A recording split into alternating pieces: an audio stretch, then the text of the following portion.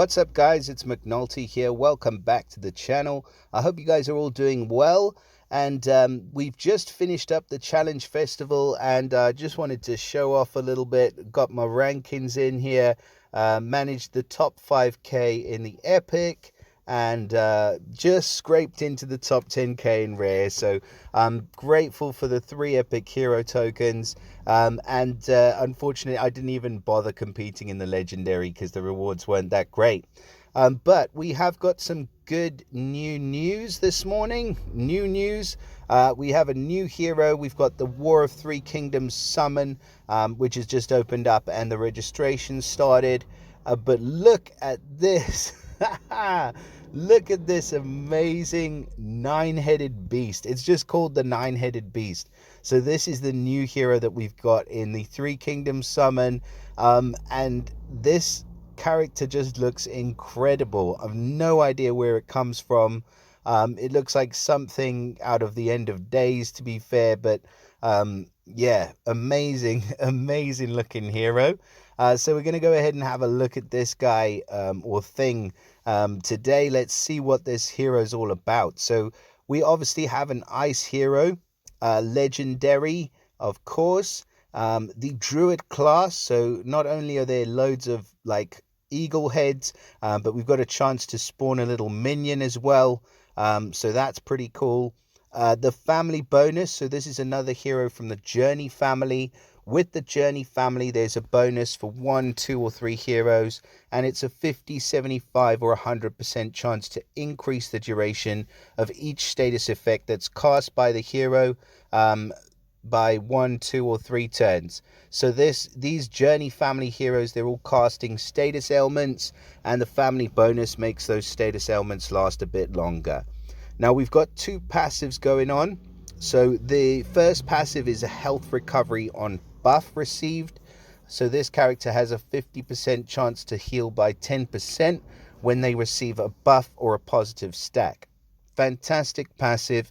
Any buffs the hero receives, there's a 50% chance of a 10% heal, which is cool. And then mana on buff received is the second passive. So this character also has a 50% chance to gain 10% mana when they receive a buff or positive stack. Again, fantastic passives for this hero. The ability to be gaining 10% mana or 10% health every time you cast a buff is fantastic. So far we love the art. We like the family bonus, and the 2 passives are great. So we're doing all right so far. Now stats wise, we are looking at 863 on the attack, 916 on the defense, and 1575 on the health.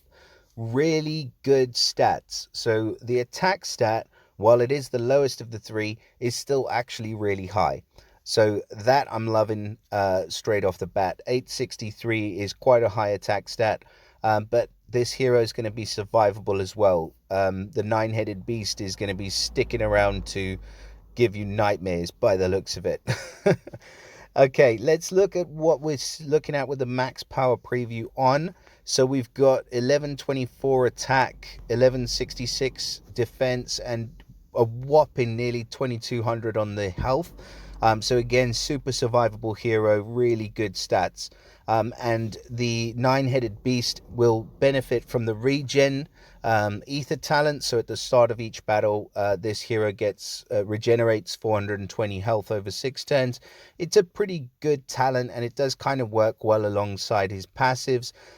So yeah, it's okay. I probably wouldn't just go ahead and second limit break this hero just for that. So let's have a look at what he does. So we've got this special, which is running at slow speed. And of course, it's called the Wrath of the Nine Beaks.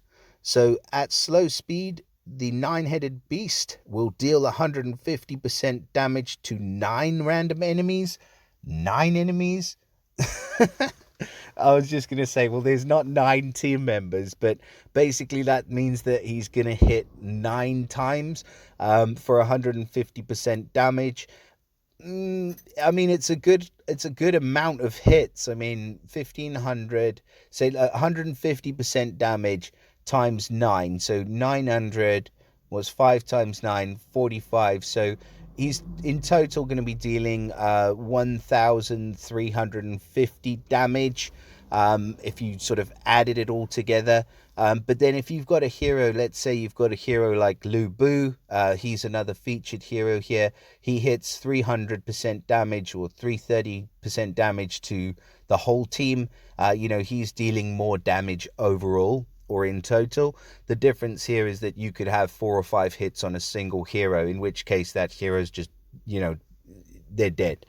So yeah, it's okay. It's a bit difficult to control the damage output.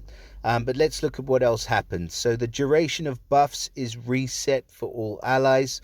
Yeah, pretty sweet. I mean, if you pair him up with another slow hero like Ludwig, for example, next to Ludwig, every time he fires off, he's going to be resetting the duration of the buffs, the duration of potentially, I think, the taunt and also the mana regen. It'd be interesting to test that out, but I certainly would if it was me. So that definitely can open up some synergies for this hero.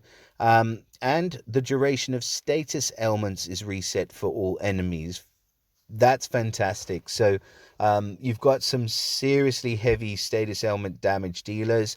We've just been looking at Rock, who's dealing a massive amount of sand damage.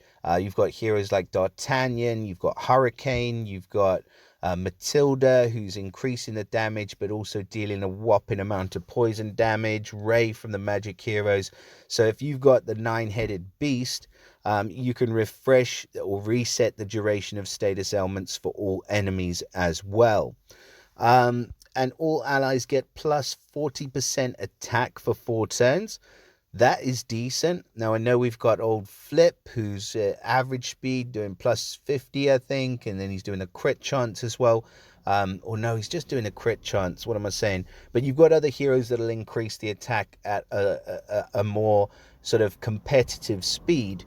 But the difference is that this guy's dealing potentially a lot of damage and resetting the duration of buffs and ailments as well.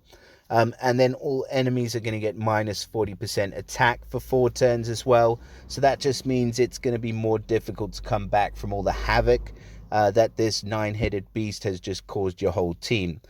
This is a cool hero. It is a extremely good special. It is a hero where you're going to be able to open up a lot of synergies with other heroes, with buff boosters and damage and ailment damage dealers. So I wouldn't sort of take him along for the upfront damage on its own. I think that where he's really going to shine is when you pair him with other heroes who do give buffs or deal out ailments as well. So yeah, it's an exciting hero. I don't think this guy's overpowered. But I do think for me, I could definitely find a place on my team for him. And if we compare him with the other ice hero that's in this portal, we've also got another slow hero. I think all the ice heroes that are coming out, except for the 4 stars, I don't think we've had another faster or average speed ice hero. But we've got Cow Cow here. So he's 330% damage to all enemies, so a higher upfront damage. And then he's got the Wei minion with the which can dispel buffs from the target every time it hits. So I mean, it's sort of much of a muchness, but I do think, I mean, I like the mechanics of this one, but that 150 damage to 9 random enemies, that could kind of backfire on him. Because if you're using, if you're using him on an attack team where you're not likely to fire off more than once, then it's unlikely that that's going to do that much damage to the opposition. They will probably be able to come back, and you're most likely not going to kill the hero that you wanted to because you can't target it. And then if you don't pair him up with heroes that do ailments or give buffs, then it's going to be a little bit of a lackluster hero on your team. So I would say, given the right circumstances, this guy could be incredible, but you can't just throw him willy-nilly onto a team and expect that something amazing is going to happen. So yeah, I would go with sort of an average grade for this guy, maybe like a B hero, just on his as he is.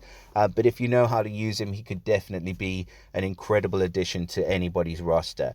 So that is it for the Nine-Headed Beast. Wow.